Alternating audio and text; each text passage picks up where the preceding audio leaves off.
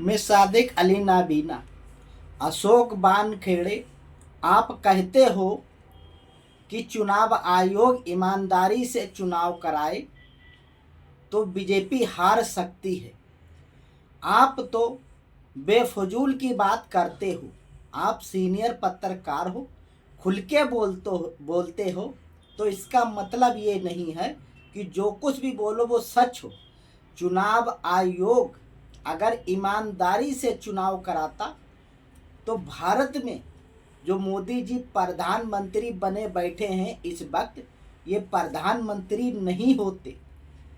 जबकि एडीआर की रिपोर्ट आई है 79 सीटों पे गड़बड़ घोटाला करके बीजेपी को जिताया गया है। आपको ये खूब मालूम है।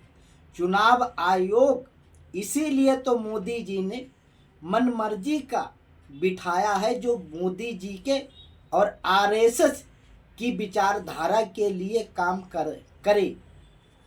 आप कहते हो ये चुनाव आयोग ईमानदारी से काम करे, ये बिल्कुल नहीं। ऐसा है जैसे कातिल के सामने अपने आप को रहम की भीख मांगने जैसा ये चुनाव आयोग जैसा है। इसको समझने की ज़रूरत है। जो हरियाणा में चीज़ें हुई थी, हो सकता वही चीज़ें महाराष्ट्र और झारखंड में भी हो सकती हैं, क्योंकि बीजेपी के पास 4 चीज़ें हैं। गौतम अडानी का जुटाया हुआ माल, ईवीएम, चुनाव आयोग, सरकारी एजेंसियां। इन चारों चीज़ों के चलते मोदी जी, बीजेपी, आरएसएस के लोग महाराष्ट्र, झारखंड का चुनाव जीतने का भरपूर कोशिश करेंगे। हमको ये बिल्कुल उम्मीद नहीं है कि इंडिया गठबंधन की सरकार महाराष्ट्र में बन सकती है। 10% उम्मीद इंडिया गठबंधन की है, 90% उम्मीद बीजेपी की है, क्योंकि ये भारत के संविधान के उलट काम कर रहे। इन्हें संविधान से मतलब कहाँ।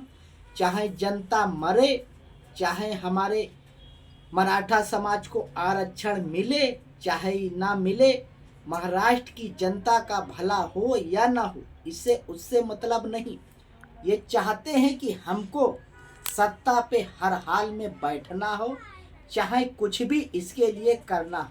यही तो बीजेपी का चरित्र है। और जब तक इसको भारत की जनता समझेगी नहीं, जब तक भारत का भला नहीं हो पाएगा।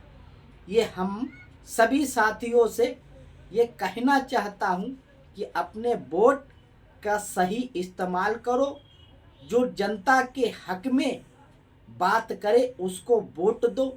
मोदी जी जो कहें उसको उलट समझ लो, जब भी बीजेपी आरएसएस से पार पड़ पाओगे। इनकी नीति यही है कि फूट डालो, राज करो।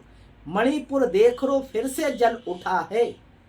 वहाँ पे कुकी समाज के लोगों को आतंकवादी बनाने का साजिश रची जा रही है।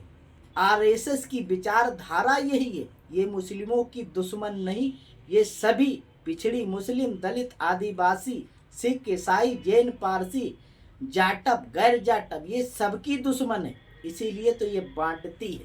इसको समझने की ज़रूरत है और सोचो समझो, अपने वोट का सही इस्तेमाल करो। जय हिंद।